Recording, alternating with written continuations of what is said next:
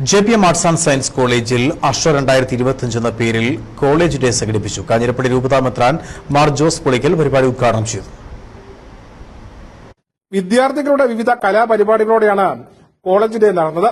പ്രശസ്ത hip hop ഗായകൻ Gabri K ഡബ്ല്യൂയുടെ music ഷോയിൽ നടന്നു.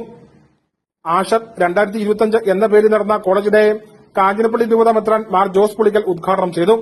ഹൈറേഞ്ചിന്റെ ഉന്നത വിദ്യാഭ്യാസ മേഖലയിൽ CST സഭയുടെ മാനേജ്മെന്റിന് കീഴിലുള്ള JPM കോളേജ് ചെയ്യുന്ന സുത്യർഹമായ സേവനങ്ങളെ അദ്ദേഹം പ്രശംസിച്ചു. ഒപ്പം കോളേജ് അക്ഷര വെളിച്ചത്തിന്റെ മാർഗദീപമായി ഇനിയും പ്രശോഭിക്കട്ടെ എന്നും അദ്ദേഹം കൂട്ടിച്ചേർത്തു. JPMൽ വളരെ അഭിനമായ ഒരു ചരിത്രമുണ്ട്. പാകിസ്ഥാനായ വിശുദ്ധ ജോൺ പോൾ രണ്ടാമൻ മാർപ്പാപ്പയുടെ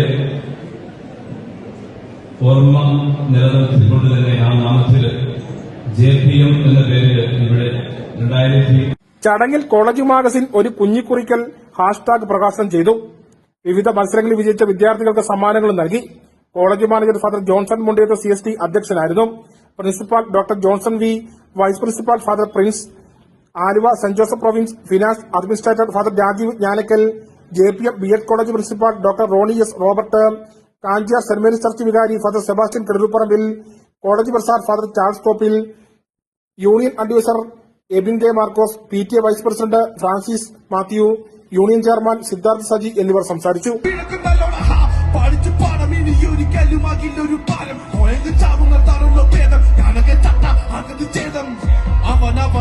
അവന്റെ കാര്യം ആയുസൊടുങ്ങുമ്പോൾ 1000 പേരും 1000 നാവുകൾ ആയുധമാകും. അതിൽ ഞാനൊരു കാതികനാകും.